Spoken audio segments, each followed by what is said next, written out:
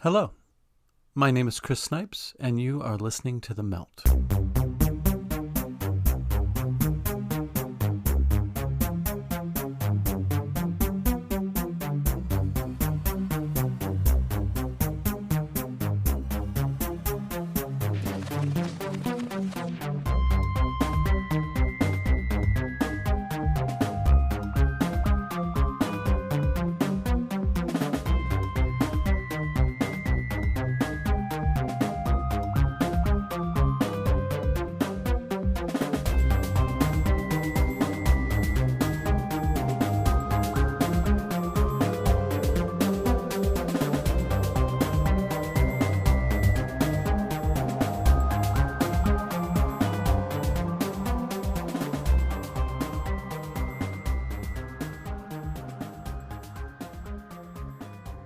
What if our perceptions were wrong about the nature of the coronavirus phenomenon? What if our perceptions are wrong about a lot of things fundamental to how we view this world and this life? What if the dystopic inevitability that we've grown so used to thinking was bound to happen was a sham? I believe that if more people were aware of how easy it is to fudge numbers, to influence perceptions, to convince a massive group of humans that consensus reality was something wholly unrecognizable from the actuality, that they would be more apt to question what they are told by those who most certainly do not have their best interests in mind. Especially when throughout the timeline of history the same patterns occur time and time again. What we are all experiencing right now, to varying degrees, is a good example of all of these dynamics. Now it is important, more important than it's been in a good long while, to remain open and fluid. Now is the prime time to be your most adaptable. Now is the time to go with your gut and your heart. We are in interesting times. Let's rise to the occasion with grace and equanimity. Today's guest, Ole Dammegard, has spoken in front of crowds around the world, encouraging us to wake up and try our best to transcend the limitations that we are conditioned to adhere to. He agreed to have an impromptu conversation on short notice about a timely topic that we all feel steeped in right now. I begin the conversation by asking Ole if the coronavirus situation is a classic case of problem, reaction, solution. I tell you, I get intel from all over the place, many different countries, and it's like it's pointing either to something very dark, end game, let's just commit suicide, that type of situation, or something extremely positive with a total reset of the banking system, a total shutdown of everything so that we can restart without the viruses, also in human form, in the form of psychopaths and all of these key people in the system, that the reset, that there will be a shutdown of the internet for about 10 days. That is what I've been informed about. And during this time, there will be a reset of, the reason for this is to break the back of the beast with all these illegal transfers, digital transfers. And so after that, after these 10 days, when they reset the whole thing, the whole banking system will be built on gold instead of just normal pieces of paper, worthless. So it's that way or not. So it's like, but I'm really confused. Normally I have a pretty good understanding of what's going on, even with black ops and so on. At this point, I am totally confused. Everyone I speak to are confused, even in military and police. Everybody says something big is going on, but they don't understand it. And I tell you, I've even seen the new dollar bills, the design for the new dollar bills a few months ago. So where they are also connected with gold, the gold standard. So somebody has been working very hard to produce these. I mean, you don't do that in Photoshop overnight, I can tell you that. Sure. And so what is going on? If you ask my brain, I get a bit scared sometimes. If you ask my heart, not a problem at all. It's just a minor bump in the road. And on the other side, it's going to be amazing, I believe, because I really hope that we're at a point where we will transcend duality. That is my great hope. And that on the other side, there would be, it might look the same, but there would be a total change of energy where we will start seeing each other as one and seeing what can I do to help us instead of I, me, mine, you know. Yeah, if anything, this has been a really intense exercise in interconnectedness, how interdependent we are. Yeah, because it's like, who could ever imagine that the world would just come to a full stop? I mean, a total standstill. I mean, never ever happened anything near it, similar. Or so, how did they do it? I mean, you have to give it to them, whoever they are. But my impression is that it's multi-layered. It's smoke and mirrors. There's nothing simple about these type of operations, and a lot of, you know, like in the normal agent world or spy world, there's like double agents and triple agents, and I mean, it's like black ops and covert operations, and you know, all of them going on at the same time. And here it feels to me like there's some players on a very high level that are playing more than one side, you know, to a massive psyop, and I hope this is for the better. And because there's a lot of information coming as well about mass arrests that I'm still waiting to see if that's true or not. But I've had this from normally reliable sources, you know, where there's underground bases where these people are being gathered. Many of them are being given a chance to withdraw with sort of their pride intact by saying that they've been infected by the coronavirus, and then they're being pulled off the stage to be tried or whatever. I don't know what's going to happen to them, but there is a hell of a lot of people in key positions that have suddenly contracted corona. Mm-hmm. And you know, like so many of these key people, boom, boom, boom, boom, boom. And then when you look at the whole virus thing, it looks like it's an absolute psyop. It's very, very confusing, because it's almost, I believe, that we're at a crossroad where two worlds meet: a world of fiction and a world of facts. And the world of fiction is governed by and ruled by psychopaths and all kinds of people of a lower frequency, you know, where it's the greed, the ego, it's totally ego-based, an ego-fed world. And then you have the world of the rest of us that are trying to find out what is going on and are trying to live by facts and are trying to live by the heart instead of greed, where all the values have a value instead of where it's just being used. And so it's like, I don't know. I'm super excited, and at times I get a little scared, you know, because it's I know I've been doing this for many, many years. I've been efficient. I've been really trying to be as good as possible. So I know I'm a boil in the butt for these forces. And so now, as far as I know, the military is above the police here in Spain. And also, I believe they've been given the rights to just knock on the door if they suspect anyone of being, you know, I heard a sneeze, let's put it in the SWAT team. So we live in a situation where if it knocks on the door, I would not be too comfortable. Let's put it like that. And I've got like a rope hanging out on the side of the building. I've been checking out alternative escape routes out of this little city. So that's one part of it. That's on sort of a ground, the street level.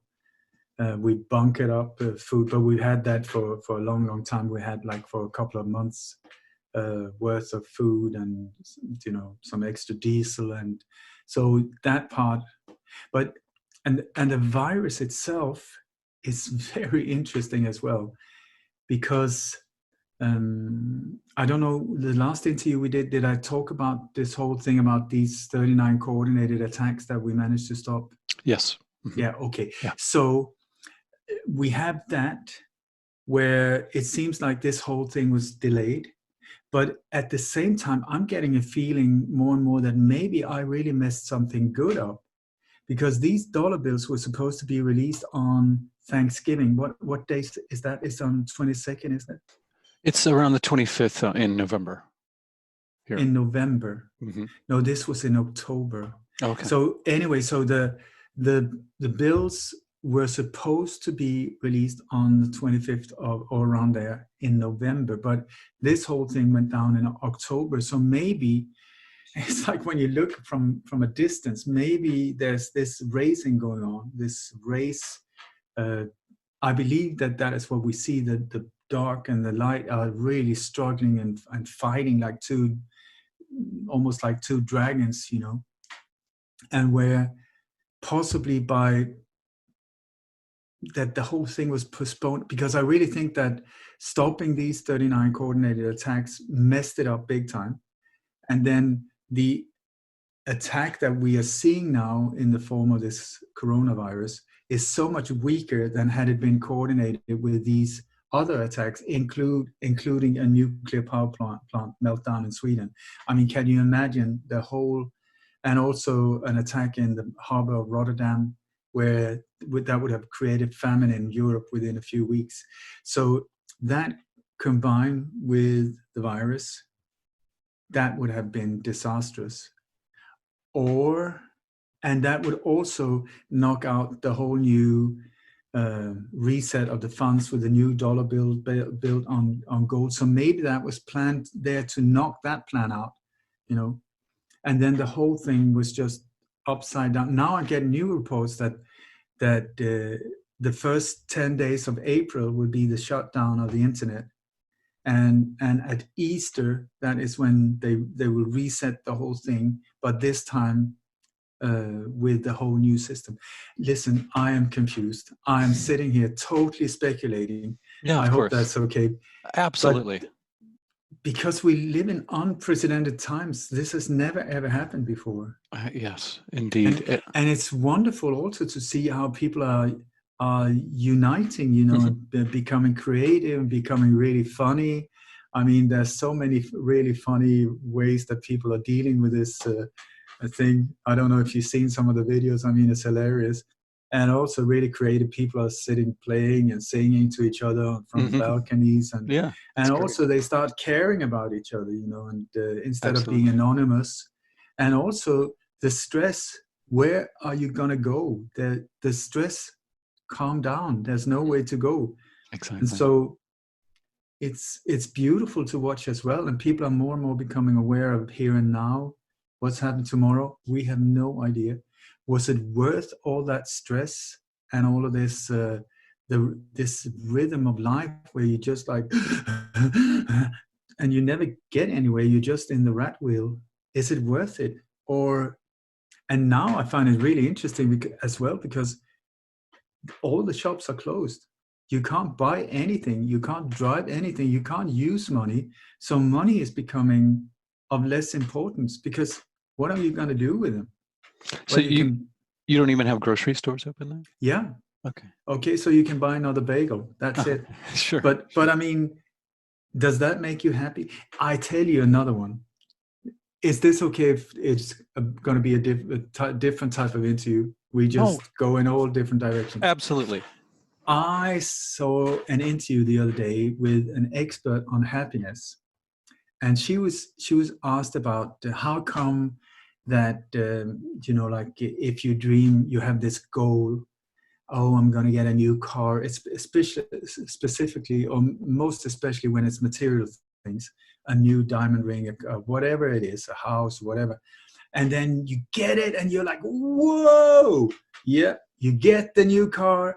And after a week, it's almost like normal. And you just get in the car, you hardly notice it, you drive off and you just like, what happened? I was going to be happy and now I'm like this. And what she said was, it's because nature is energy saving. And I thought that was really interesting, because she said that it takes a lot of energy to be that excited. So if you were that excited every time you got into the car, yay, another 400 days in the same car, yay. Do you know, like that would take a lot of energy. So it's nature that just say, okay, enough with the excitement, now calm down. And then it goes down to an energy saving level. And I believe why I think it's important is because I believe it's the same with fear. You know, when you get really fearful, that takes a lot of energy. So the body says, or the whole body temple system says, whoa, this is too much, you know, it's like draining us of energy here. We need to, start saving some energy here. So it makes you, adjust to the situation. So one day you're terrified. Let's say you go to a war zone, you're absolutely shaking and shivering of fear. The next day, after 2-3 weeks, when there's a bomb dropping or a landmine going off, you hardly react because you've accepted, adjusted, and accommodated. Just the 3 A's in yoga. So, and why is that? That is also energy saving because it takes so much energy to be terrified. So here the dark forces are having a major problem, I think, because how are they going to keep us fearful? Because they can only control us if we're fearful. So they need to cramp it up every time and again, over and over and over and over and over. Can't they? I mean, we get more and more desensitized with video games and fluoride in the water and all of these things. And at the same time, they need us to be constantly freaked out. Yeah. But it won't work. You know, even with the Zika virus, what they came up with, that it would eat the brains of babies. I mean, can you come up with something worse? I don't think so. What will top that? Exploding heads. Exploding heads. Oh, okay. And what will top that? Yes. Oh,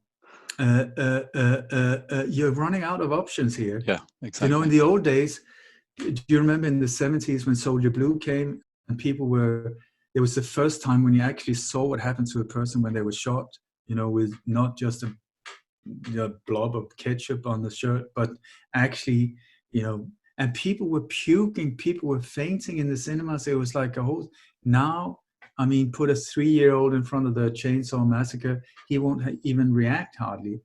We've been so desensitized. So how are they going to keep it up? They can't. So they're losing the grip over us. So it's wonderful in one way, even though I don't really like that we are that desensitized either. So it's so I don't envy them. I really don't, because where are they going to go now? I mean, how will they be able to keep us in this grip? They've done ISIS over and over and over again. I mean, how many beheadings in front of green screens can you do? How many, you know? And okay, then we put 200. We will behead 200. So okay, so the next time, what about that? 300? Would that do the trick? I don't think so.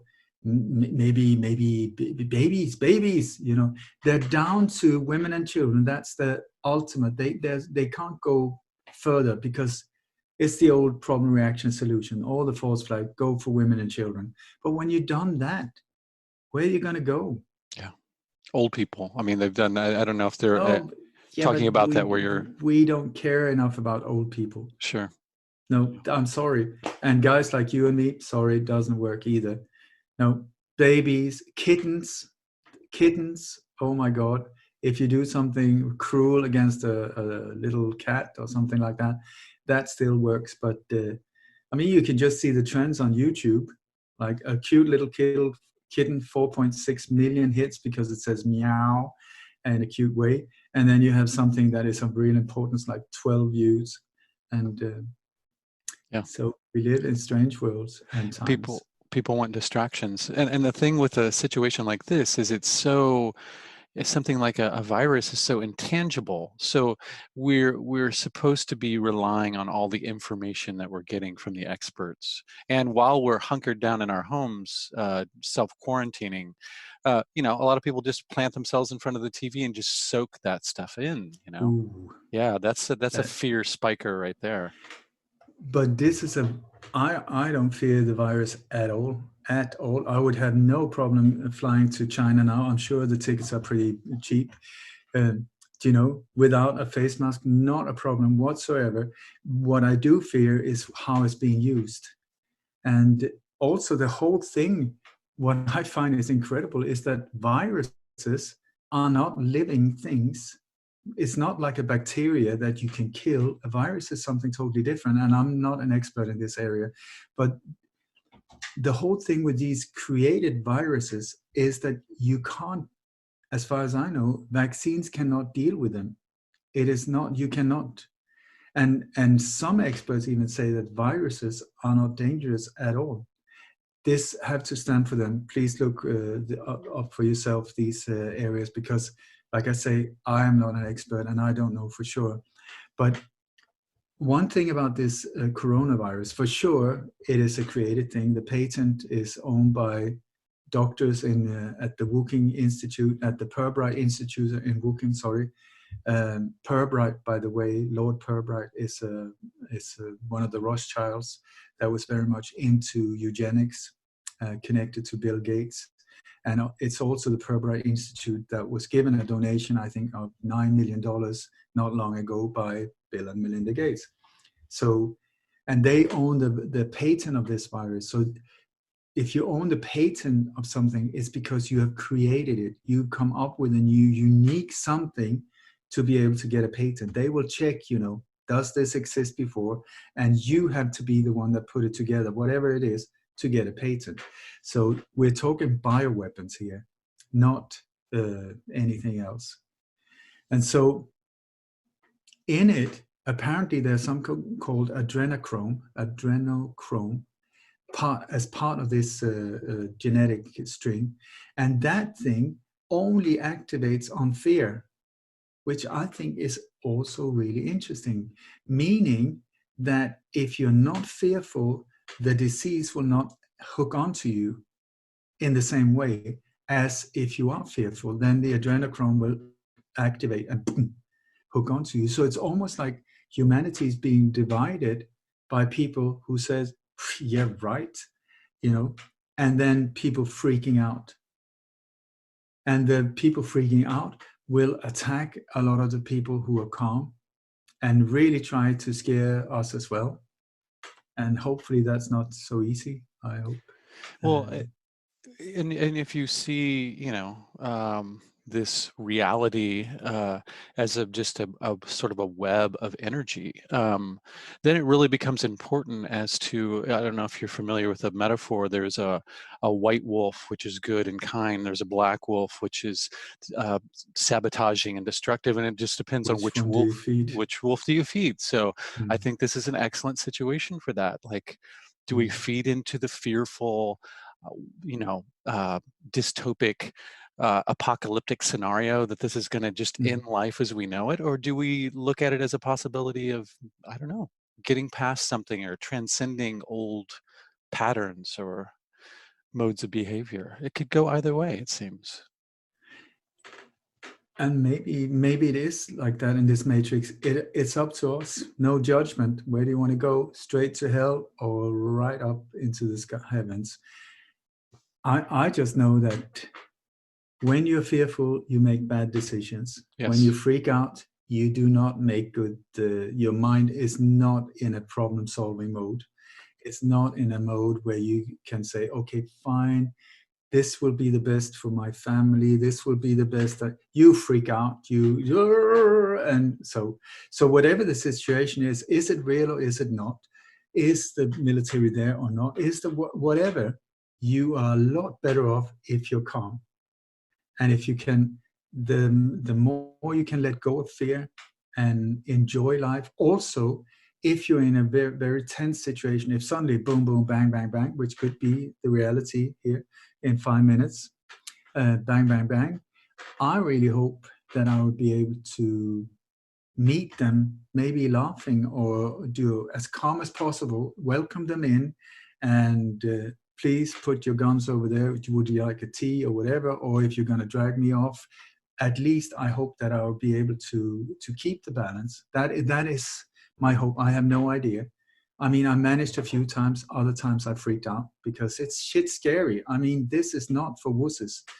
And if something bad should happen to me, then I hope, my intention is that I will not be hateful or blaming towards this individual that hopefully believes in what they're doing, where I am the enemy, so I can't blame them.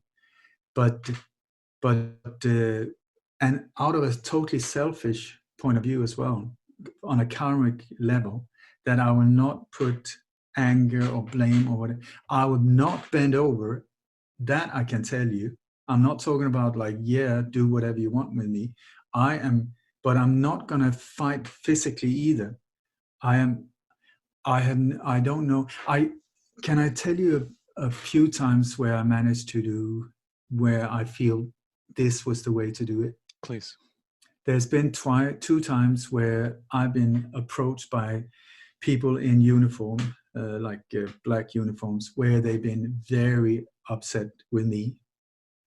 Not because I've done anything, but because they were in a van, I believe, before with heavy metal music on, and that they were being told, the target looks like that, crush it. Yeah. You know? And then in this case, the crosshair was on this individual. So anyway, what happened was that the more or less they were quite similar, these situations, where this individual approached me so angry, so pumped of adrenaline. And in these situations, what I feel also in war zones, I've seen the same, where it's not evil, but it's lack of light. There's nothing there. The eyes are just black. It's like there's no one there. They're so, and so their language is power. They will crush me. They will dominate me. They will push me down. That is their language. They're used to it. People bend over, they destroy them, whatever. So physically, I have no chance whatever. That was very clear. I mean, these guys were armed as well and with big sticks. But what I did was I did not get into any dialogue or whatever. But what I focused on was to keep my mind occupied so I would not go into fear mode. Because the beauty of this thing we have between our ears is that it can only do one thing at a time. So what I did was I looked in the eyes of this individual, the arms totally down. Very important that you're not sort of like in a combat stance, or because as soon as you move your body into like defense mode, you're in their game. Yeah. That's their arena. So I stood with my arms down, totally relaxed, and just focused, looked at them, and just the word that helps me is divine, and just repeat, so the brain cannot get a chance to get into fear mode. So what I did was I just kept repeating, divine, he's somebody's son, he's somebody's brother, he does not know what he's doing, he believed, divine, without judging. And what I was looking for was the spark of light in these dark, very brutal eyes. And what happens, I find it's one of the most beautiful things. I'm in love with these situations in one way, because what happens is, as far as I can see, is that I'm the one that should be fearful because I'm about to get my head bashed in. But when I'm not fearful, it's like it reflects back at that person. And there's this hesitant, like, why does he not bend over? Why is he not afraid? Why does he not see who I am? Does he not, that it's like in a fraction of a second, there's all of these.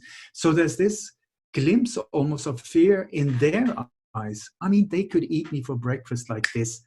I'm a joke, really. It's like a joke. But here it's on a different plane.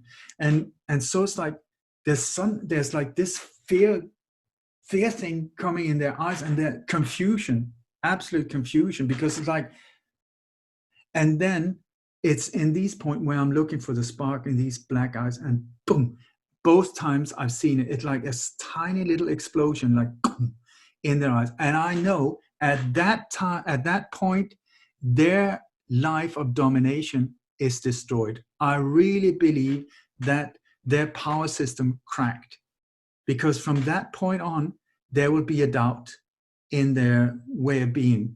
It had worked up until then, and now, thank God, and I'm so grateful to be able to totally destroy it for them. And what happened after these, in both at both these occasions, not a word was said, because I know, had I started arguing with them, or I would have been dead meat right away. So it's really important just to stay in that focus, and without the not even accepting them as a threat, just. And like 5-10 minutes down the line, I've been sitting talking to these people, both of them, and they open up, like talking about their relationship and their son who didn't understand. My girlfriend doesn't understand that I really like to have bulletproof underwear or whatever, like, no, but these type of things. And 2 times I have got their private business cards, saying, here, if you ever need help, or if there's anything I can do for you, here, my private number. And I'm just like, hallelujah, baby. This is magic. This is magic. You went off script. You if you would just have done what I'm sure every other person that they encounter in situations like that does, which is just submit or act out of fear and not wanting to be heard in that particular moment in time, then they probably wouldn't have reflected at all on any of that. But you got out of that little matrix somehow, and you shot him that look, and you changed the whole dynamic. That's amazing. That's like magic, practical magic. I've heard of these incidences. They're called the Jesus factor as well. Like in the Second World War, when like somebody was about to be executed. I know there was at one time there was a priest that stepped forward and said, listen, take me, don't shoot him, take me. And the soldier then aimed the gun at his head, and it clicked. And he was like, what the hell? He aims at the ground, and then he aims back, click. Something happens. It's the same, Dancer with Wolves? Mm-hmm. Yeah. In the beginning, where he's about to lose his leg, Kevin Costner, and he knows that it's over and done with, he's done. And so what he does is he rides in front of all of these enemy soldiers, and they start shooting at him, and he just surrenders. He just gives up and throws back his arm and surrenders.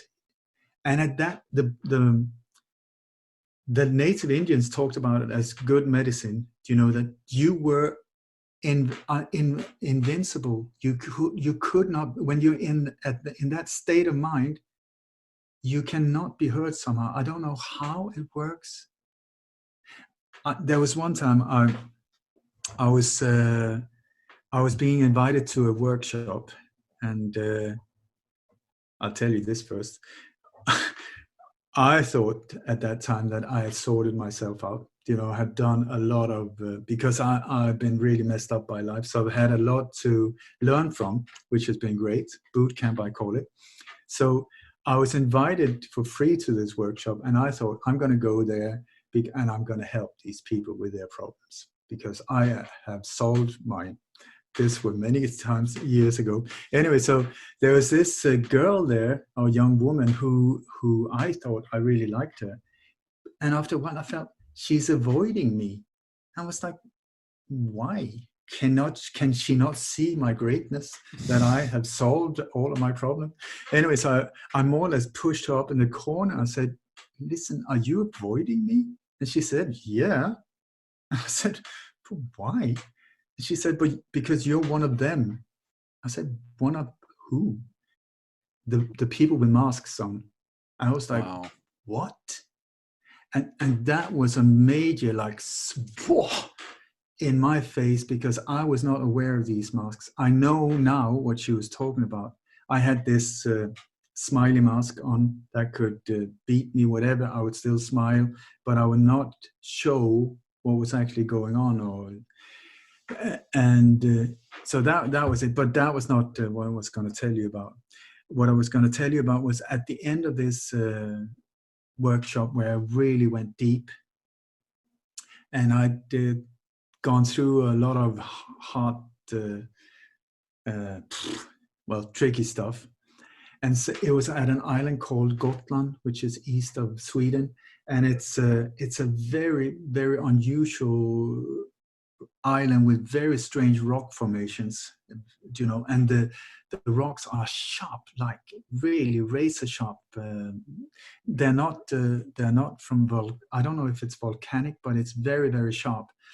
And the where we were at this, where this workshop was taking place, the house was up like this, and then there was like a what could you call it?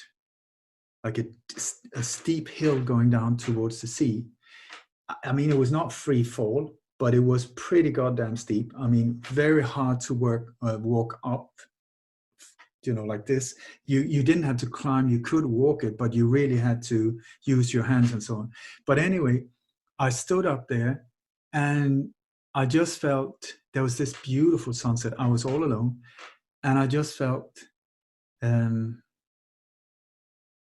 I'm going to roll down this step naked. I was like, what? I mean, now when I think it, I have no idea. I have no idea where that thought even came from. And I thought, well, I might as well do it then. So, and it was really interesting because when I looked down, maybe there was like 40, 50 meters down, and there were 3 little rabbits on the beach. And for the rabbits or bunnies or whatever you want to call them, in some Native Indian their philosophy or whatever, the rabbit stands for fear. So, and there was also this tiny little dark cloud on the whole sky was clear, but there was a tiny little black one. And I thought, okay, for me to get rid of the fear and clear the sky, apparently I had to roll down this hill.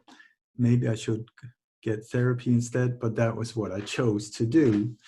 Anyway, so I took off my clothes, and without knowing it, the guy who was heading this workshop was seeing what I was doing. And I didn't know that. He told me afterwards.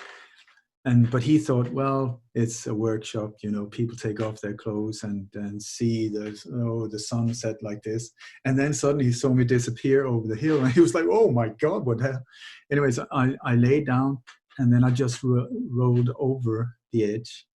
But I was in that space. I tell you, I was in that space, the Kevin Costner space. After this 5-day workshop, I was in that zone. And so I can't really remember anything of it, except that I was rolling down maybe like 30 meters or something like that. And then I got stuck on a branch that was sticking out. So it stuck me in the stomach. So I sort of was hanging on it. Yeah, but it's interesting because that is exactly where Jesus had the spear. The rest of me, there was not a scratch. There was nothing. I tell you, I did not have a bruise. I did not have a cut. And the rocks were sharp. Like, how did that? I don't know. And why did I do it? I don't know either. But I did it. And there is something going on when you get yourself into that zone. You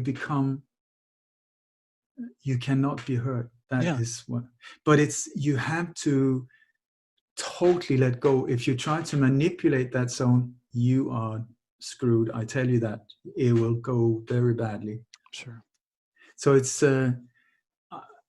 I've dipped in and out of that, and it's been a very giving experience to take part of things like that, to just get a feeling of that there's something much, much bigger than us going on. Yeah, absolutely. And I feel, I've been going back and forth too in this context, in the coronavirus situation. And I get to a place where I feel very grounded and I feel fine and I feel like everything's going to be all right and something positive will come from this. And then I will just happen to, maybe I get a notification on my phone that I have text or something, who knows. I get on my phone, I happen to look on some fucking social media news feed or something, there's some headline there and it completely takes me out of that state of Mm, mind. mm, How easily that is changeable mm. by manipulations of just this information that people want us to hear in a particular way. So it's like, yeah, when I'm by myself and I'm grounded and I feel confident in that presence, I feel Mm. fine. It's only when I start, like browsing through the aisles of all these crazy headlines and all this scary information and all this fear is when I just have to have my defenses up, or I get taken out of that place. So where, but if you look at where does this information come from, it's all the Exactly. time from screens, Yes. and it's digital, and Yes. it's not. It's like, do we know it's true? Yeah. It's like That's something is coming up on a screen. Oh my God, it's so yeah. awful. Is it? Exactly. Yeah, I Or know. is it Well, not? that's my initial reaction. Of course, then I think Mm. past that and I can talk myself down from that. But that's the knee jerk sort of, oh my God. Yeah. Yeah. And some people don't go past No, that. Yeah.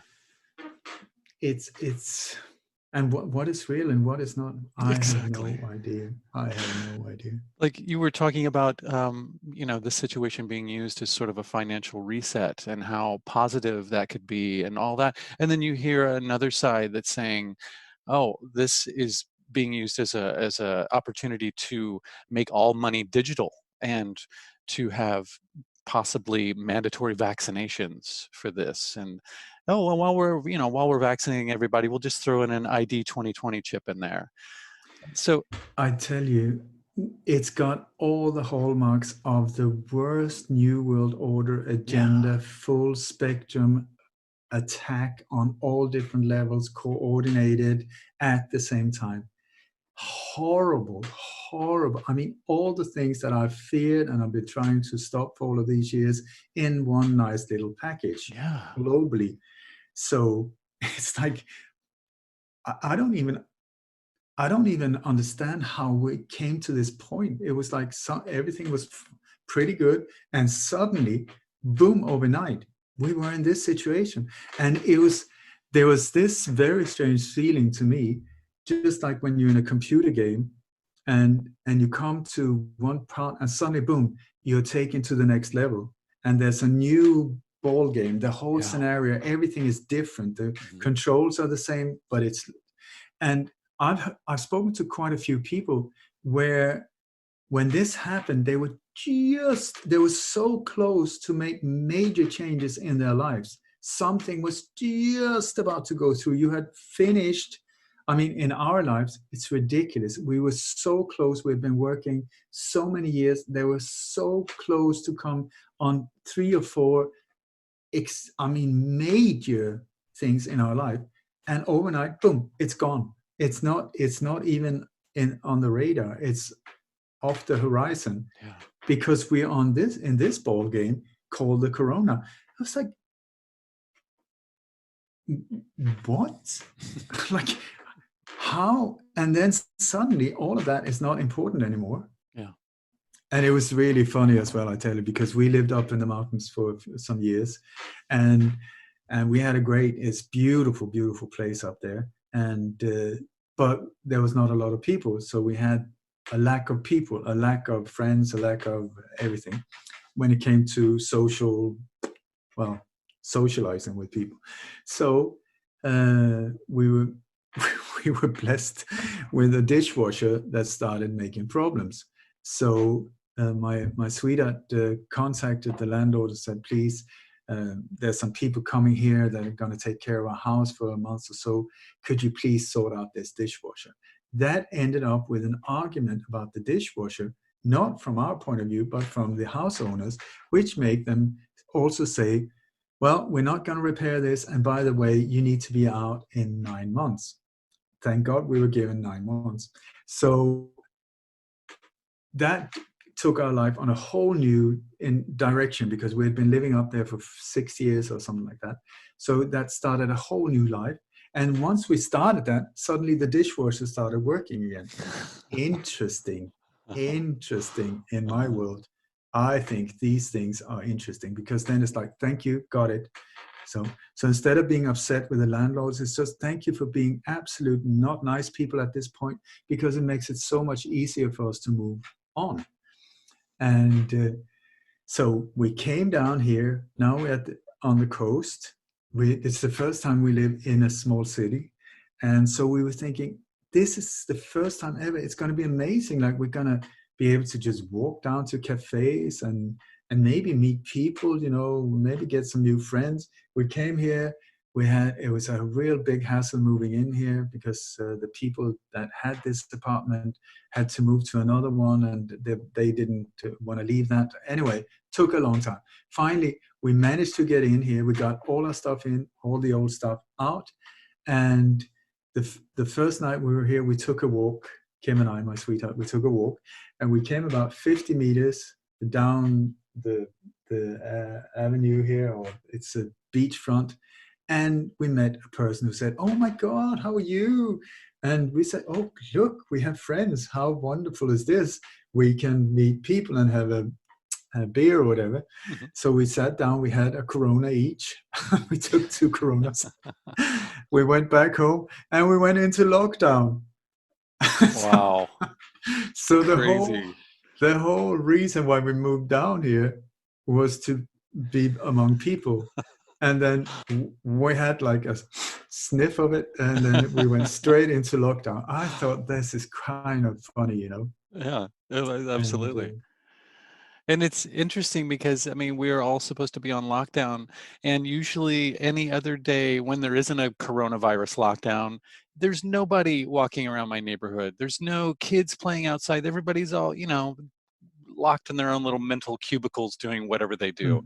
But now that there's a lockdown, tons of people are out walking their dogs, and kids whoa. are out again. It's like, it's such an interesting juxtaposition, like people, I think, once forced to separate from one another, they have this innate desire to go, well, wait a second, I don't want to do that. I want to go out and connect with people. So if anything, maybe it will be some sort of a reset as far as that stuff is concerned, recalibrating the way that we interact with each other, and Yeah. realizing how interconnected we are and how important it is to be present in that. And also giving nature a chance to breathe. Yeah. Mother Earth, just we've been raping her on all levels of life for such a long time. Now suddenly she gets like she can start breathing again, and especially in the beginning there was something crisp in the air. I don't know. And also I've been feeling like energy wise, normally I say I'm not sensitive to energies, but I think more and more that I am. But when at night it's like I feel it's like here, and the dreams are just like oh my God. And sometimes I feel like I'm being upgraded, like okay, you just lie there and Yeah. download. I don't know what's going on. And Absolutely. So do you think, I mean, you mentioned your Intel earlier in the conversation, and about these celebrities who are coming out, and just anybody really of prominence that's coming out saying that they have coronavirus. I've heard, hearsay and rumor of the fact of these mass arrests that you're talking about, and how this situation may be used to even take down pedophile networks. yeah, What have you heard about any of that? that's exactly it. But I mean, Uh-huh. these pedophile networks are in the same realm. It's the same people Sure. who are involved in these very dark matters, and involved in companies like Monsanto, or in government positions, or in the military industrial complex, or the medical industrial complex, or the key people. And the Bilderbergers and the Freemasons are also the ones that are doing these horrific stuff. I mean, you have to be some very, I don't know, to do things like that to children. mean, what kind of individual are you? And the rest of the time when they don't do that, they're up to other things that are very not nice. And in the business world and in so many different areas of life where they look like the rest of us, but they are not. And we have to look ourselves in the mirrors as well and see why did we let these people just step up? Because I was too weak or too fearful or too much of a coward not to say anything when I saw this alpha individual just woof, you know. Yeah. And why are we not reacting? You see all this corruption is all over the news, and and nobody's doing anything. So we have to say, well, I was part of being quiet, so eat it. Yeah. Well, that's It's what was. like, Go ahead. no. So the way I see it is like, without them, these so-called bad individuals, we wouldn't learn. You and I wouldn't have met, Sure. and so many incredible things are happening because of them. And just like in a gym, if you have a gym without weights, I mean, what would you do there? So you You got to need have the resistance. weights. Yeah, you need the resistance. And then we're complaining, because actually we should say, thank you so much for being absolute assholes, which will help me evolve. Because if without you, I wouldn't. So I've written a book called Remind Me, Read-Mind Me, which is it's almost like a game manual, where it's like what we're living, this matrix we're living, there are some rules. And this book is the rule book. But when we come to this earth, we have to live it without the rules. We have to find out the rules ourselves. That's the whole game. And also, every night when we go to sleep, we are given this injection of amnesia, so that we wake up next morning, it's like, I totally forgot what I learned yesterday. So we can keep this game going on for 70, 80, 90 years. Otherwise, it would be game over in 3, So I don't know what I was going to say, but it's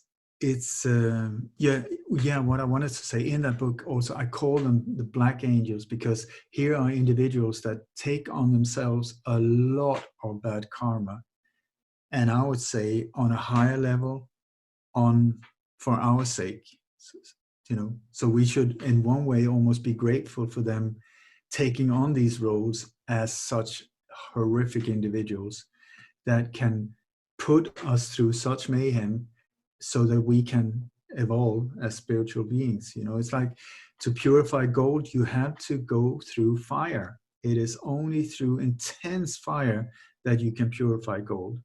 And in yoga, it's called tapas, to burn is not the Spanish tapas. Yeah. The tapas is to purify yourself without attacking. Take it, swallow it, deal with it. Do not attack back. Let it burn inside you and purify it. Because it's so easy to want to hit back, when in situations something arrives and you just want to, you're talking to me, are you talking to me? Boof, bang. And then you get nowhere. Yeah. Often you get 2 steps backwards. So. And also, yeah, I mean, the horrible adage that many a grandpa has barked at us, but no pain, no gain. So in an essence, we can't evolve unless we're taken outside of our comfort zones. And we're all outside of our comfort zones right now, which I think is one of the upsides of this, is that, I mean, we all have various forms of lockdown and rules that we're having to live under, but we're, in the same sense, we're dealing with vaguely the same scenario. So I find that fascinating, and it will be interesting to see how it develops as the weeks go on. Totally fascinating. Yeah. And I also so sympathize with people innocently sentenced to jail or prison sentence for years, and yet maybe many of them are innocent, or being taken some kind of plea deal or whatever. I think it's 98% of all people in American prisons have made some kind of deal. So so they're doing time many times for things they haven't done. Sure. It's just like if they're being threatened, like if you don't take this deal, you're gonna face 98 years for parking your car in the wrong spot or whatever. Yeah. So they take it. Okay, I'll take 13 years. But when you look at the whole way this uh, industrial prison system is set up, it's the same individuals as again who have destroyed society, who have backed up hip hop music, especially gangster rap, and to push in also with the crack epidemic, same individuals that are pumping the whole thing in to make minorities kill themselves and also occupy more and more prison space owned Sure. by the same individuals that are pumping drugs in, cutting down the resources to the police, pumping up this whole system where crime and violence is being pumped up and glorified through hip hop. There was especially one meeting in outside Los Angeles in the early '90s. I think are you aware of that, with the gang, where the whole gangster rap? I think I know what you're. Yeah, I've heard. Yeah. I've heard people talk around it, but not in any sort of depth. Well, it was not a coincidence that gangster rap appeared, because it's crap music, and from being a real cultural thing with a lot of really good lyrics and very politically aware, and all of it was like, and then it came to hoe and kill and all of these just horrible what happened there. And it went more or less overnight with very, very high level videos, glorifying violence and murder and porn. These, when you look at what's the difference between these videos and porn movies, almost like when you see these gangster rap videos, but not by coincidence. It was 91, I believe, this meeting where more or less all the music producers in LA were invited to this meeting. It was in a private house, and I don't know the names of the people who invited them, but they were like business people. And all of these producers were invited there. They had to sign a confidentiality agreement, non-disclosure. And what they were more or less presented with was not an option. It was just like, this is the way it's going to be from now on. From now on, we are going to do like this. And that was to get the whole gangster rap going, with the intention of destroying minorities and get them to fill up prisons. And in the American prisons now, it's like the world has never ever seen the number of prisoners like in the US. It's like 300 or 3,000 times more than other countries, because it's an industry. Yeah. It's like a hotel business where you build the hotel and then you just say, well, I want you to sit here 40 years, full pay every single day. Who's going to pay? Taxpayers. Okay, take another one. You over there, I saw you urinated when you were 5 years old on a bicycle. Put him in for 18 years old.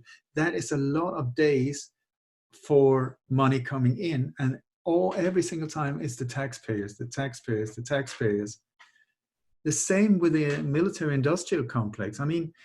All of these bombings in Vietnam and other countries for no reason. You speak to the soldiers, you speak to the officers that was down on the ground. They were like, why did you drop all the bombs over there? Why didn't you? We could have stopped the war here. We could have done. No, that's not the idea. The idea is to drop as much crap as possible, destroy as much military equipment as possible. Every single helicopter, Bell helicopter that was shot down, was paid by taxpayers to the manufacturers. The more destroyed helicopters, the better for them.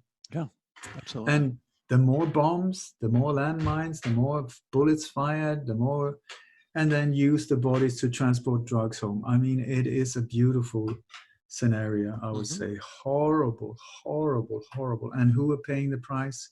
Normal people and minorities, all the time minorities, because the people who are ordering these wars, who are backing them, never sends their own children. Of course. Absolutely. our president being one of them. Yeah. So I mean, as far as where you're coming from with your gut and your intuition, you aren't leaning in any particular direction as to where you foresee all of this going. Or you're just kind of collecting information right now, right? I don't even do that hardly.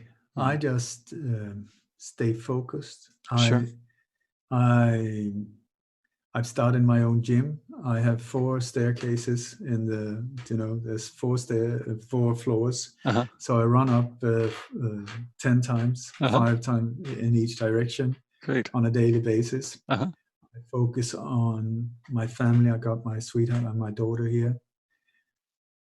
I focus on staying in balance. I focus on here and now. And also what we're doing daily sofa talks. My sweetheart Yeah. Kim came up with the idea. Uh-huh. Let's do in quarantine. Yeah. We will just do like 15 minutes per day. So that's what we've done. They're great. And it's spread all over the place. It's Yeah. incredible. Yeah. I mean, we get from all over. I thought like maybe 17 views in total or something. No. It's just, and people are really appreciating it. I mean, Yeah. we're just sitting there. Yeah. I love it. You've seen it as well? Yeah. Yeah. Absolutely. Yeah. I mean, I don't know how it happened. So, and the guy whose apartment it is, he's so happy because his sofa is becoming famous here. So, no, so that's one way of dealing with it. Yeah. Also, because like today, Kim was sad. It was her mother's birthday, 70 years old. Mm-hmm. She couldn't be with her in Sweden. And so it's like some days good, some days bad. Sure. But the thing is, I am so optimistic. People say, come on, you cannot be. You have said that this is going to be all right for so many years. Look at the state now. Yeah, so it's still going to be all right. Absolutely. You know, my daughter says, when I said in 2013, this is the year when all's going to change. Then it didn't happen. So 2014, I said, this is the year it's all going to change for the better. Well, that didn't happen. So 2015, now this is the year. And then I'll tell you, this is the year. And my daughter's like, yeah, right, Dad, right. Have you ever been right when it comes to that? No, but I have been quite optimistic, I would say. And optimism and hope, I think, is extremely important. You lose hope, you go down. Yeah. So what can I do? I can spread hope because, sure. And it's not fake, because I'm so optimistic. I tell you, I don't know where it comes from. I just know that we're going to be okay. Mm-hmm. I feel the same way. And it's going to be amazing on the other side. That as well. I tell you, it is going to be so beautiful.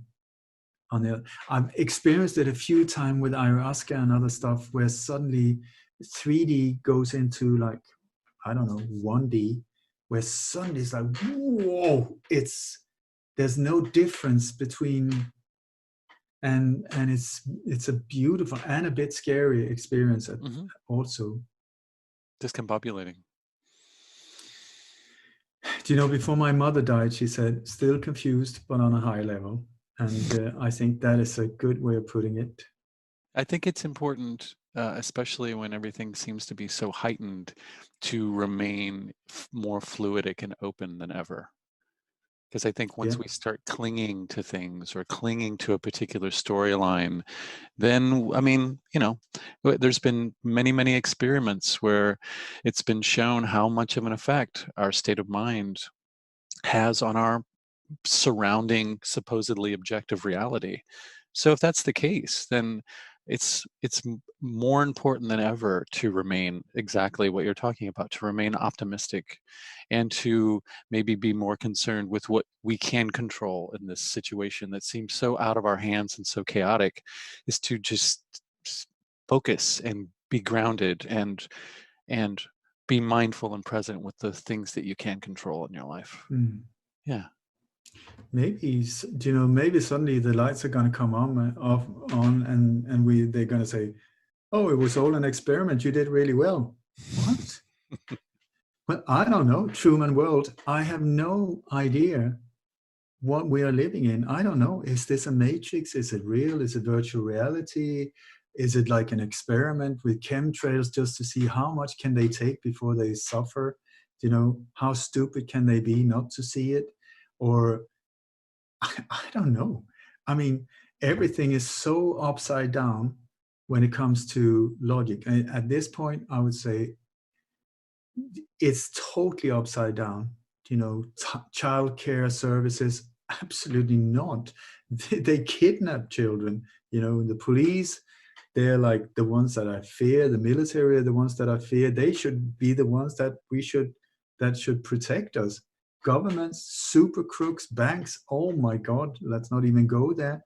And then you have like Hell's Angels, love them.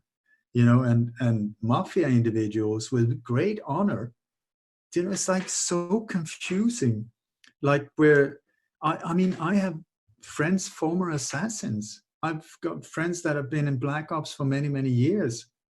And now they're doing everything they can to redeem themselves. And these are trustworthy individuals. These are individuals that have proven themselves, that have also found out that, oh my God, what have I done with my life? I want to change. Then you have politicians. Oh, let's not even go there. Have I any respect at all? I don't think so. I mean, what I would say, government buildings, tear down all the doors. There should be no doors that could be closed, no meetings behind closed doors. Absolutely not. Total transparency. All the books should be for anyone to see at any time. They work for us. You work for me. I pay you. So you should behave. I'm not talking about you, but anyone. Yes. And any politician that gets any kind of financial support should have it just like on a Formula One driver, where you can see Dunlop and Esso or whatever on them. So you Yes. see, okay, this guy has been funded by Monsanto. I don't think I'm going to vote for you if I don't like Monsanto. You know, this type of, instead of this slimy, greasy, blah, blah, blah, Yeah. blah. And then with a nice front, oof, do not like that at all. Yeah, I've me never either. voted in my whole life. And a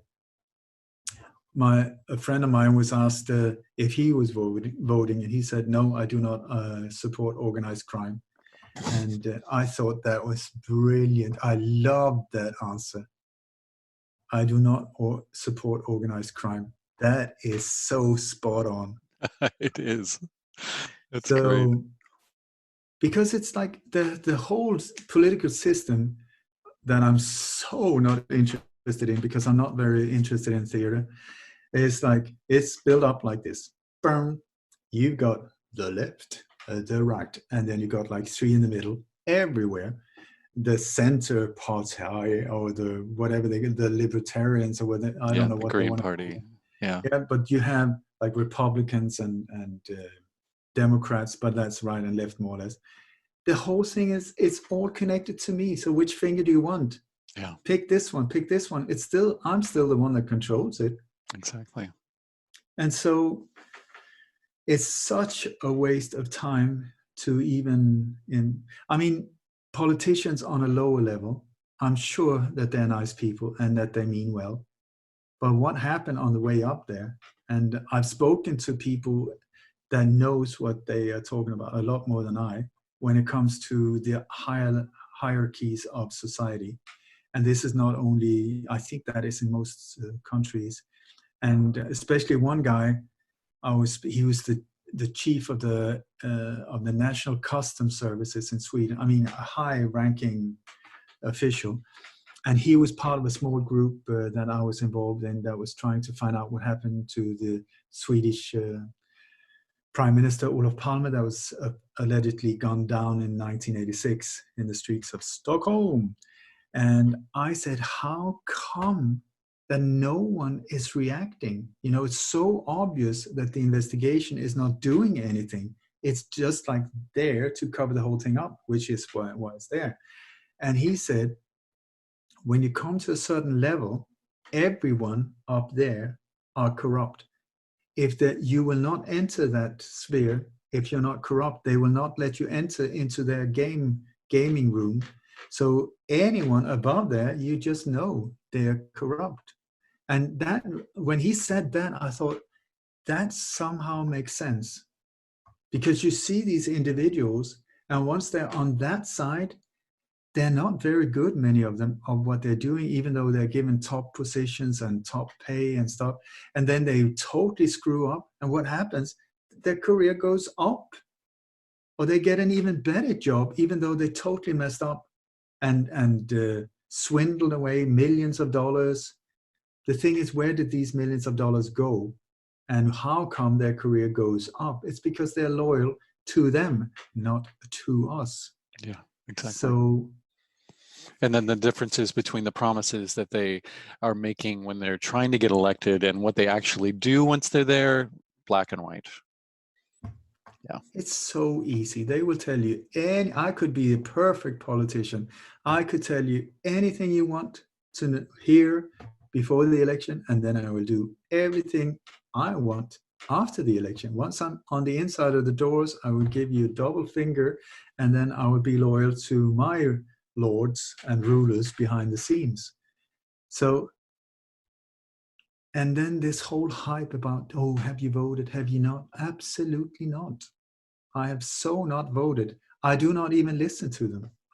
If I've listened 5 minutes to Trump in total, and I don't know about Trump. Is he a good guy? Is he a bad guy? I have no idea. It's, for me, he's like a joker. Yeah. You know, and a diversion. I don't know. But I've heard, as far as these sweeps of pedophile networks, I've heard that, from more than a few sources, that he's one of the key players who put all of that into. Yeah, is that what you heard too? I know. Yeah. So do you know who Dick Gregory was? Yeah. I mean, he's the guy that I had quite a lot of respect for as a researcher and a stand-up. I mean, he was a civil rights activist. He did not back down. Yeah. He, before he died, he claimed that there was 2 Donald Trumps, one with a red tie, one with a blue tie, not the same person. And he said that, I can't remember, I think it was the one in the blue tie was doing good stuff, the one in the red tie was doing all this awful stuff.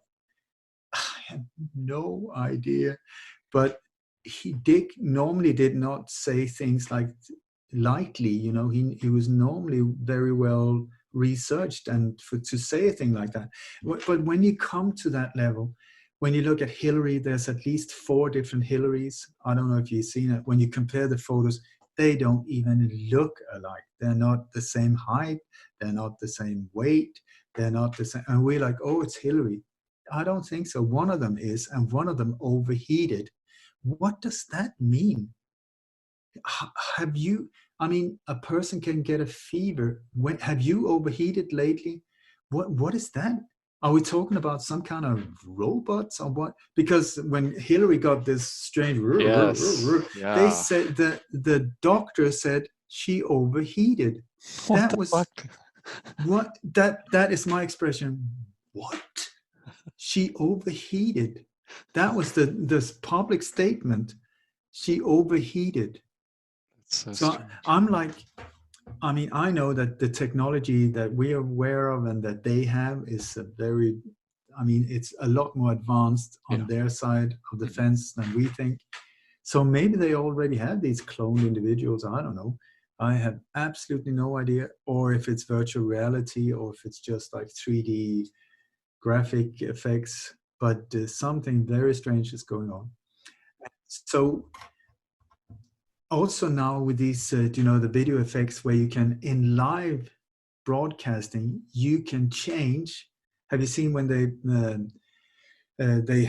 put on sort of like facial markers or whatever? So in live feed, you can have one person with these things, then you put it on the live feed, the same dots, and then you can direct. I can sit and do like this, and then George Bush does it so that it looks like he's the one doing it, but I'm the one. It's my face that is. Wow. And they can do it live. That is very scary. You can check out TED Talks and stuff where he shows like 5 different Obamas saying the same thing, and he says, which one is the real one? And people are pointing, and then he says, none of them. None of them Wow. is the real one, Holy because shit. this is how we did it. And so just because you see Trump up there saying stuff, is it him? Yeah. Or is there this fight going on? Maybe it's the guy in the red tie Mm-hmm. who's, the red team. The Republicans and the Democrats, don't they have blue and red? Mm-hmm. Okay, so maybe, I don't know which one, what the difference really is, but maybe the blue is for the blue and the red is for the red, and the blue is the good guy and the red is the bad guy. And there's this whole thing going on in their arena that we have no idea about. And today, I saw this video where, I don't know who this guy is, but he said that all mortgages, all debt is now forgiven globally. What? Yeah. And where he speaks very precisely.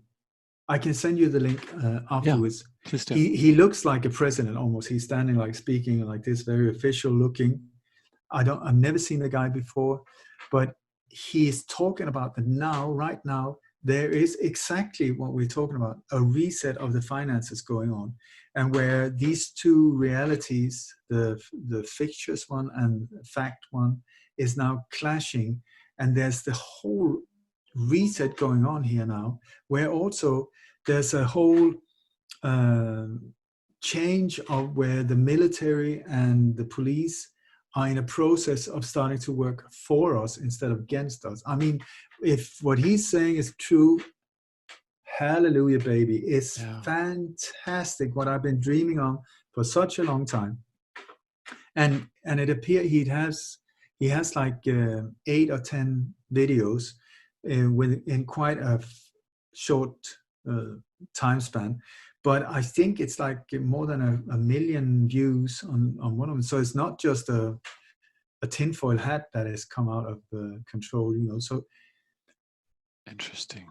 yeah, and he speaks very precisely. He speaks that the corona is actually, what it actually means, it's not a virus.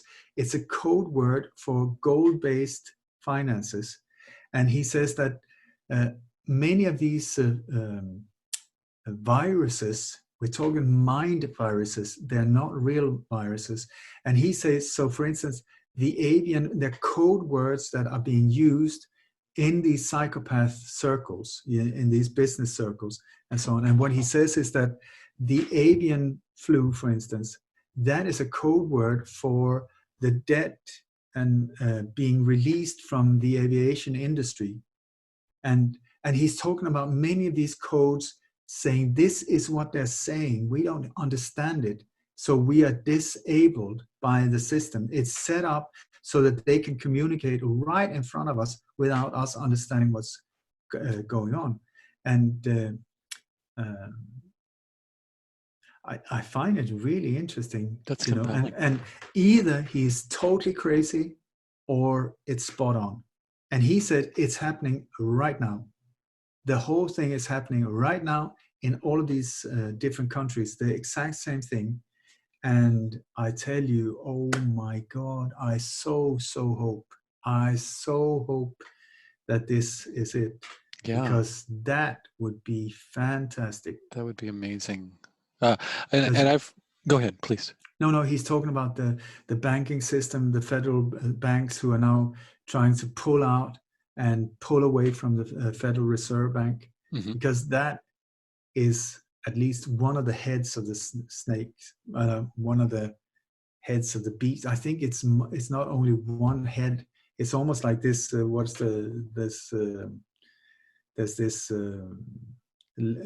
this woman with all her hair. Oh, Medusa. Medusa. So it's almost like there's more than one head of the snake. It's like more, but the banking system, my God, is central in holding us in this slavery. And I've heard talk about all of these corrupt systems being pulled down too. Like somebody or quite a few people have mentioned that that's why there's such a big concentration of this in Italy, is because what's in Italy? The Vatican. Yeah, and a lot of, organized crime originates from there as far as the mafia is concerned. But have you heard anything in regards to that, like any of this affecting the Catholic Church or the I workings of the mean, Vatican? when you look at how they've set the system up, the dark ones, it's like you have the financial center in the old city of London. You got the war center in Washington, D.C., and you got the spiritual center in the Vatican. And then you have, it's like a triangular, and then you have like anything from weapons to drugs to oil to minerals to uranium to organs to pedophile trafficking. All of it is like, Yeah. so the Vatican is central. It's an hub of evil. Let's call it like that. It's right in. I mean, it's like the mother growth of cancer. Oh yeah. One of them. So I just yesterday I received official numbers from Italy about how many dead people from the coronavirus. And I mean, the country was the first one in lockdown. And the official numbers where people have not been like 93 years old and dying anyway, or very weak of other diseases, and so is down to 2. Wow. 2. Then I have from Finland, Sweden, Hawaii, Japan, New York, and one hospital in England, where people have gone to the hospitals that in media, they've said, oh my God, we're totally overloaded. We're running out of staff. We have no idea. It's like people are dying everywhere. And they've gone there with their own cameras and there's nothing there. There are tents outside. They're big, there's no one there. There's no dead people. There's no sick people. There's no nothing. There's nothing there. But there's a lot of ambulances parked, so dramatically outside. No one there. And I'm doing a show every Monday with Jason Goodman in New York. He's been walking around to the different hospitals in New York, just filming, asking people there, what's going on? And they're like, there's nothing.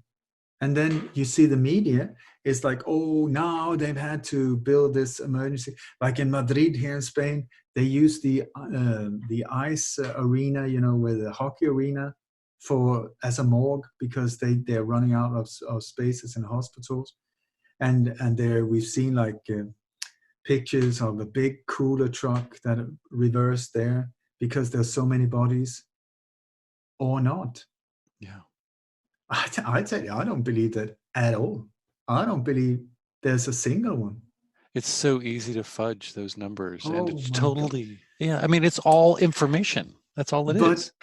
But now you're saying wonderful stuff here, because I found yesterday, you have all of these numbers coming from, where do they come from? They come from the Johns Hopkins Hospital, which was one of the people, or one of the organizations that was part of the Event 201 simulation in New York.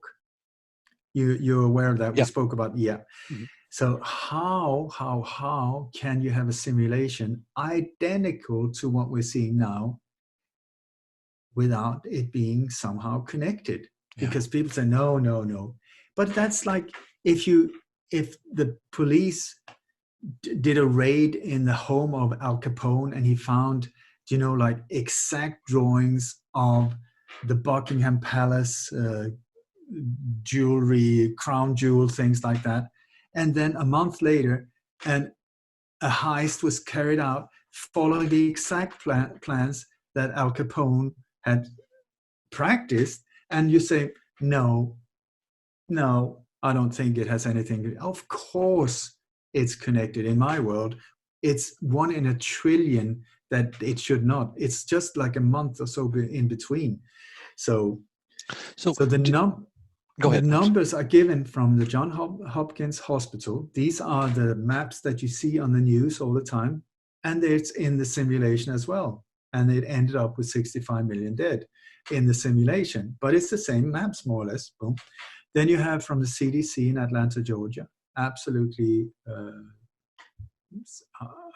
super criminal institution in my world, where they are the ones that have also owned the viruses, the patents of Zika virus and the Ebola virus and swine flu as well, not the corona. The numbers are coming from there, Johns Hopkins and the World Health Organization, which is founded by the same structure as the United Nations. And so we're back to the same Rockefeller, Rothschild, the whole shebang. So can you trust them? I do not think so.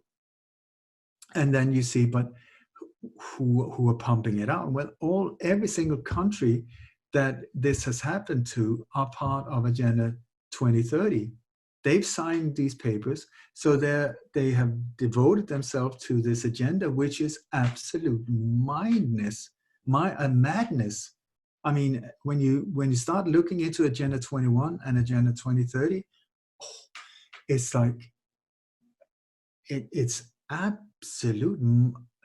Why would anyone in their full mind and healthy brain sign a thing like that? It's 1984, you know. So how are they coordinating it? You have NATO, which is also a creation of the same forces. You have NATO, you have the different spy alliances like Five Eyes, Nine Eyes, 14 Eyes, in coordination with Gladio, with United Nations, with Agenda 2030. You put all of these things together, and then it's not that difficult to carry things like that if you control media. If you can control the main sources of these things, like Reuters and Associated Press, both of them Rothschild. Then you have the American press, CNN. All press or media in the States are owned by 6 companies or fewer. I don't know if they, but 96% are owned by 6 companies or less. And these 6 companies are also working together. So it's not, that surprising that CNN and Fox and ABC and whatever are saying exactly the same things. And then the rest of the world are listening to CNN like it was a god. Yes. I remember when I was working as a journalist, in those days in Sweden, there was something called TT, which was the newspaper's telegram bureau. I mean, nobody questioned what came from them. It was just like, oh, it's from TT, so it's true. Yep. And then you see, I had a friend of mine who was one of the founders of Al Jazeera's, the news, which was amazing. I mean, in the beginning, absolutely amazing. And he was like 45 years as a journalist, heavyweight. He was I think he was in Hong Kong when Snowden came. Not that I trust Snowden at all, but he was on that level. He'd worked for BBC for many years and so on. And what he said was one day when he was working at Al Jazeera, and they were so efficient, they were so good at what they were doing. And then one day he said he saw that some people came, like the men in black, and spoke to the owners. And after that, there was a 90-degree takeoff in a totally different direction. He said everything changed after that meeting, and he does not know who these people were that came and gave a visit here, so. Yeah. But after that, he left it. He said he got totally disillusioned. He lost the faith. When I saw him, he was on pills and drinking too much, not feeling good. He felt, everything he had worked for was down the drain. There were no real journalists left. I used to be proud of being a journalist. When I see the people that are called journalists, do I respect them? I don't think so. I don't know anyone almost that I really respect, except people like us that are doing. I think this is what a journalist should do. I should be, kicking back and recording in my studio and having a cold beer. This is not something for me to do. It should be high-level, skilled people in news organizations like BBC and CNN, if they were doing what they were supposed to do. But they're not. Yeah, I agree. I had people, Luke Rudkowski, and Jeff Berwick. They were outside. What's his name? Dan Dix is from Canada as well. They were down at the Bilderberg meeting in Switzerland, I believe it was, and they were sitting there with the real journalists, and these real journalists said they were so impressed by what these guys were doing. I mean, without any funding, without any high level anything, and they were like, oh, we wish we could have done it. We wish we could do it as well. Well, you can if you're not corrupt, and if if you don't sell out, you would do it, but they don't. Yeah. And so they seem to be very aware of what they should be doing, but what they're not doing. Yes.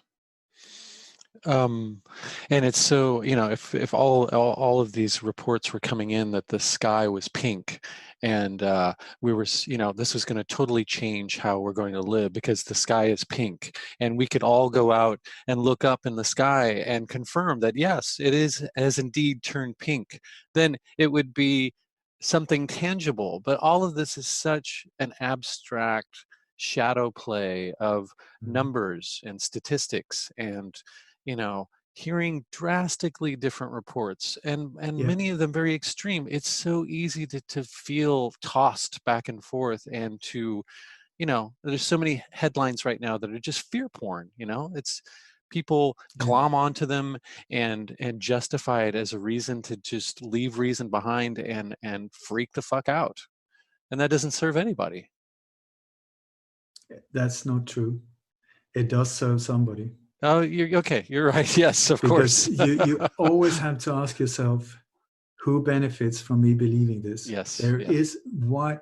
If there was a reason why this was being pumped at me, why would that be? And who benefits? It's always cui bono. Yeah. Somebody, if there's an agenda behind it, it's not just a coincidence. They are pushing it for a certain reason, and that is to make you fearful. It's always the same. When you feel fearful, why do you feel fearful? Where does the information come? Who benefits? Problem, reaction, solution. Who benefits? Follow the money, follow the benefits or whatever. So, but here we are in a situation where it's so confusing, because it's like, it's not just anywhere close to each other. It's like this. Yeah. It's like this, or this, or this, or this. It's very unusual, and interesting as well. Absolutely. Well, so it's almost like, choose. What do you want to choose? Yeah, that's what I meant in the beginning by the fork in the road. Like, we could take it anywhere that we want to take it. And just to bring it to a close here, what would you suggest in all of this chaos and madness and confusing the data and all that? What do you think is the most tangible and helpful and beneficial group of things that we can focus on? Have you heard the Wizard of? No. No. Do you know, like, there was this man. He was so frustrated of his life, and he said, "Oh my God, I just need to find the solution." And people kept saying, "You have to go and see the Wizard of." And so he went there. It was a very hard and long road, the mountains and climbing and stuff like that. And he finally made it to the Wizard of. And so he came and he said, "Dear Lord, I'm here with all of my problems. I'm really seeking. I'm so grateful for you to show me the way. Please give me the answer to all my problems." And the Wizard of Oz said, "Oh."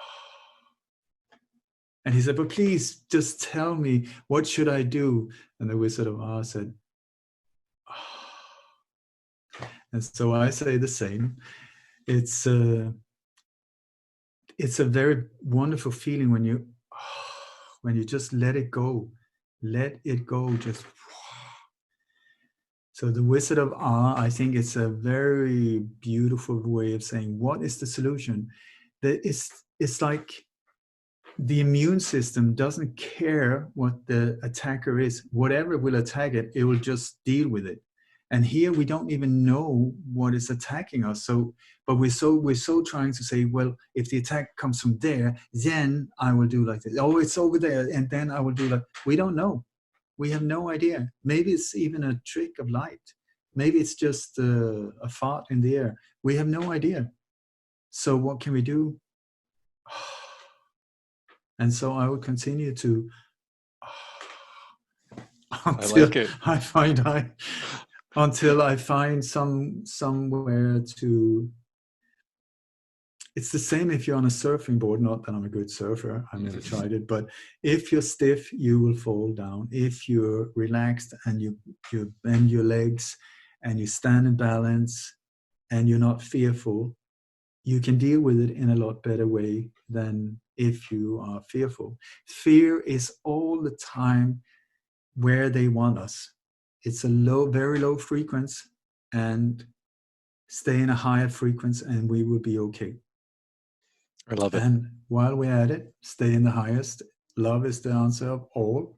Listen to the super hacker, Mr. Jesus. That's what he said, I think, is if a highest frequency dissolves or annuls a lower, you can see it in laboratories, then why not go for the highest of them all at all times? Whatever the problem is, meet it with love. Not easy.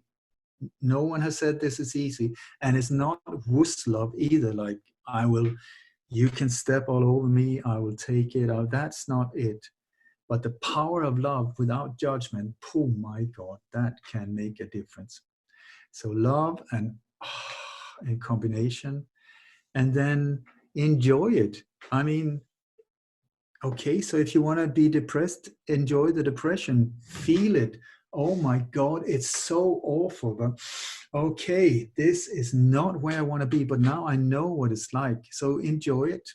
Stop complaining, stop whining, that I would say, because according to many native Indian tribes, this is the time of the times, and it's only the strongest of the strong of spirits that have come down here to be part of this incredible experience we're in. It's unique. And we've been fighting on a soul level to get down here. Me, I want to go. And now we come down and then we complain. I mean, really? Come on. What the hell? This is not why we're here. We're here to excel. We're here to make ourselves proud. And so how do we do it?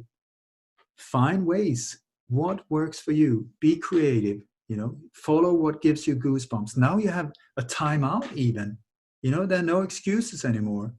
So what do you want to do? What do you want to do? Why are you here? Who do you love? What do you love? What are you compassionate about? How can you make a difference? Do you just want to sit and hibernate? Or is that your task here on earth? Then do it. Enjoy it. Be a veggie. I mean, for sure, these are needed as well. I don't want to be one of them. But or what do you want to do? Do you want to? Is this a comfortable way when your head is spinning all the time? Do you feel good in that? Or would it be an idea maybe to see, is there any way of calming this thing down because it's not very comfortable? And then work on that. Some people use music, hug a cat, take a walk if you can. Not all of us can. You start to appreciate these things, appreciate what you have in your life, because most of us have something to be grateful for, if not everyone. I tell you that if you got 2 legs, oh my God. If you got 1 leg, then be very happy for the 1 leg you have. What do you focus on? Do you focus on the missing leg or the one you have? Do you focus on what you don't have or what you have? And gratitude, I believe, is the key, because the more grateful you are, not just in words, but if you can feel it, just feel the gratitude of what you have, whatever it is. I mean, I'm sitting in a warm place. Oh, but the police could come. Do you know how the mind can do stuff with that? Oh, yeah. I look out the window. It's beautiful. I mean, my God, look at it. It's stunning. I'm sitting here. Everything is working. I've got a new microphone thanks to very generous people who've sent donations to me. It's amazing. Or it's horrible if I let this one take me there. I could be very worried at this time. I could be freaking out. I could be hiding under the bed, or I can enjoy it. The choice is mine. The choice is yours. What do you want to do? Do you know the Bhagavad Gita? Yeah. Okay, how does it end? It's this whole story about Arjuna, who is the perfect warrior who didn't want to fight a war. My yoga name is Arjuna. Uh-huh. And anyway, he's talking to Krishna, who's God, saying, I don't want to fight, I don't want to fight, I don't want to fight.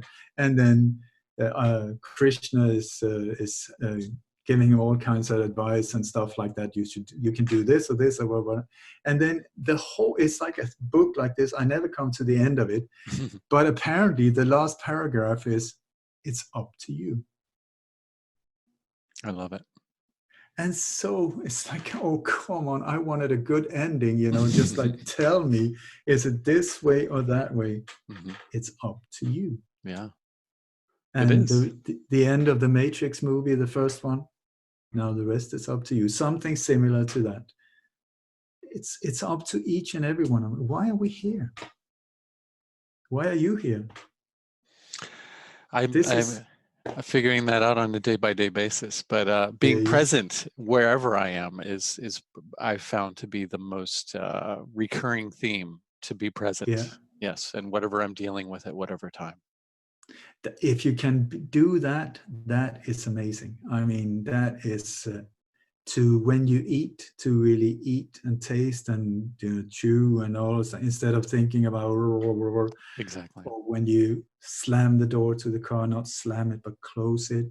How you deal with how you walk, if you walk like this, or if you walk like this, or how you talk to your loved ones, or how do you treat nature? Do you throw garbage next to it, or do you pick stuff up even though you didn't throw it there? Even if people don't see you, would you still pick up garbage, and put it away, even though there's nothing in it for you? I mean, there's all of these things. What I love is I love to help people on a totally selfish thing, because I think it's really fun, because it's beautiful. So I'm sort of looking for opportunities just to help, or to give people a ride, like when they're hitchhiking, or if they don't even knew that they were hitchhiking, but it was just like walking up a steep hill or whatever. There's so many different opportunities, and it's so amazing when you do stuff just without any hooks, just give without wanting anything in return. The result is most of the time beautiful. And I think selfless service, love it, because then magic happens in life, and it's fun when there's magic in life. Then suddenly it becomes interesting, and the more grateful I am, at least the way I see it, the more magic comes into my life. I don't know how it works, but it's like, I think it's almost like, if you got a really spoiled brat, a child, and you give them something and just throw it and stomps on it, will you give that child another gift? Maybe once or twice, but after a while, I don't think so. But if they're really grateful and they appreciate it, then it's fun. And I think however this works, it's almost like we're being observed, and well, here's someone who apparently appreciates that one, so give him another. And why not give him another? And give him another. And then suddenly this magic of how things come together, that is for me, like how the chances of some things happening sometimes, what are the chances? And then once you start seeing that this is ridiculous, this could not be a coincidence. If it was maybe once in a lifetime, but when it occurs on a repeated scale, there's something else going on. And then at least I start seeing that, whoa, I have no idea how this works, but there's something bigger here, and I'm just a part of it, a very important part in my part of experiencing this. But at the same time, there's something a lot bigger going on here than I'm aware of. And this is also a good thing that gives me hope when it comes to these bigger things, because, oh, Corona, oh, Ebola, oh, this, oh, that, oh, this. What is it all about? Nobody can take the ahs away. No, no, they Those, cannot. And I tell you, I think even if you're in a really tricky situation, you know, like say that you were in a court and being sentenced to life in prison for something you hadn't done or whatever, would be good in that situation as well. The more you could practice, and they cannot get to these things if they don't break you. yeah. Then, you know, it's like your soul. They can break your body, but they can't break your soul. Exactly. Your human suit. Can I finish with a prayer? Absolutely. Please do. I am not religious, but I have this beautiful prayer from my Raja Yoga teacher called Melanie Chelaram. Incredible individual. And the prayer goes like this. May the entire universe be filled with peace and joy, love and light. May everyone, and especially the ones who hurt us, be filled with peace and joy, love and light. May the light of truth overcome all darkness. So victory to that light. Yeehaw, Amen. baby. Amen, brother. And I want to finish with another one, and then I will be quiet. A friend of mine was in Greece many years ago. She was actually the one who brought David Icke to Sweden the very first time. But anyway, she was in Greece, and one night she was taking a cab home, and the cab driver was so happy. So she asked him what happened. And he said, my grandmother just died. And she was like, what? Yeah, my grandmother just died. And he said he was so close with her, and they had been talking about death for years, you know, and prepared, because they didn't know, am I going to die first or is she going to die? But they had studied a lot and read a lot together. And then she was like 99.5 years old or something. I mean, it was getting close. So he was staying with her in the hospital, and then he had pulled his bed next to hers, because they both knew that she was on her way. And so he had crawled up next to her and whispered in her ear, are you ready now, Grandma? And she said, Honolulu, baby. And then she died.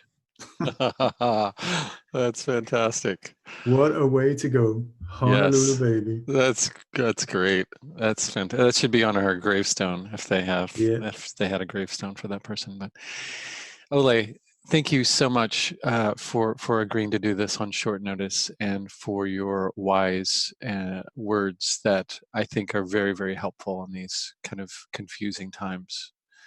It's much appreciated. And I think many will benefit from it. So thank you so much. yes, and maybe we can get together a little bit down the line after some of the dust is settled, and see and meet again and sort of compare notes and see where we're at there. Maybe there was no dust. Yeah, exactly. So yeah, for sure. Okay. Let's do it. All right. Take care of yourself, Ole. You too. And tell your wife Kim hello. And I've been enjoying the posts on YouTube, and I will put some links so that people can get to those. And don't forget to send me the link of what you were talking about in the interview. That I will, if I remember what person did I say? Who has been putting on videos saying yeah, for sure. Yeah. I'll send it to you. Cool. I'll send it to you right away. I'll pass it along. Okay. All right. Take care, Ole. Take care. Yes. Bye-bye. Another fantastic conversation with Ole. I want to thank Ole so much for agreeing to do this on such short notice. I mean, literally within a week of asking him, he agreed to do it, and we were able to arrange it. And I'm very thankful for that, because I think that Ole had some really wonderful things to say, and his outlook is so positive and very action-oriented, and I find that very, very refreshing and much needed, especially in times like this, when all of this craziness is going on and we feel so immersed in this sort of pool miasma of fear and just everything turned up to 11. He's very good at sifting through that and seeing the positive and reminding us that we have an active part to play in all of this. And that makes all the difference in the world. So I do hope that you enjoyed that episode, and it will be interesting to see how all of this unfolds. I've heard some intel, well, other people's intel, really. I don't have my own intel except these people, these wonderful people that I talk to. But I was watching a David Wilcock video. He's been doing videos on the pandemic, and we'll just say that it will be interesting to see if in the near future the internet and phones get shut off for 3 days. If that happens, then we know something good is in store. At least that's what many fingers are pointing to. I can only hope that that is the case, because if so, it is justice that is a long time coming. So let's keep our eyes peeled. Perhaps we'll be getting notices on our phones from Trump saying, chill out for 3 days, ride it out, and at the end, we'll let you know what it was all about. And it would be interesting if Trump, the despised enemy of many lefties and liberals, actually ended up being the underdog who is orchestrating this huge change that might be coming. I'm not placing my eggs in either basket. I just appreciate irony, and I appreciate a story unfolding, excuse me, in a way that I could have never expected. Just that dynamic right there is enough for me to find it very, very amusing. If this happens, I don't care who orchestrates it. If it means that all of this positive change is going to happen and this shutdown is what we need to reboot, I'm all for it. So we'll see how it pans out, and I'm going to try to pull in a few more people to do some more impromptu episodes about this. So keep your eyes peeled. If you like what you hear, and I really hope that you do, you can contribute in many ways. One of them is Patreon, www.patreon.com/themeltpodcast. You can go there and subscribe for as little as $1 a month, and it will help so much in keeping the wheels turning here at The Melt. And there's so much that I would like to do to expand this podcast and to make it even better and to make it even more prolific. I would love to put out an episode every week, if possible. And another way of contributing is to share. You can go to iTunes or Stitcher or Google Play, wherever it is that you catch your podcasts, and write reviews for them. You can, leave us a good review, leave us a good rating, and share it profusely to people that you think may enjoy it, and just spread it in general in the world. Word of mouth, spreading links, however you need to go about it. Thank you all so much for listening. Any feedback you could give would be greatly appreciated, and stories. I'm collecting stories of firsthand experiences with the kinds of things that we talk about here at The Melt. And you can send those in the guise of recordings. It could just be phone recordings. It doesn't need to be anything fancy. You can send those to themeltpodcast@gmail.com. Thank you very much for listening. This episode with Ole and the episode before it with Tolek were sort of, as I said, things that were just planned very quickly and executed very quickly. So after that, actually, this coming Friday will be the next episode of The Melt as it was planned before. And it's a good one, so be sure to check it out. All right, everybody, much love. Stay safe out there, and it's important to realize that we all have a great role to play in all of this. It's very important to remember that. It's so easy to get cynical. It's so easy to feel sort of disenfranchised and to feel helpless. Like there's so many things there of such large proportion that we don't have any role to play in it, but we very much have a role to play in this. So do not forget that. Be present in your life and be a good presence, a positive presence. All right. Until next time, take care.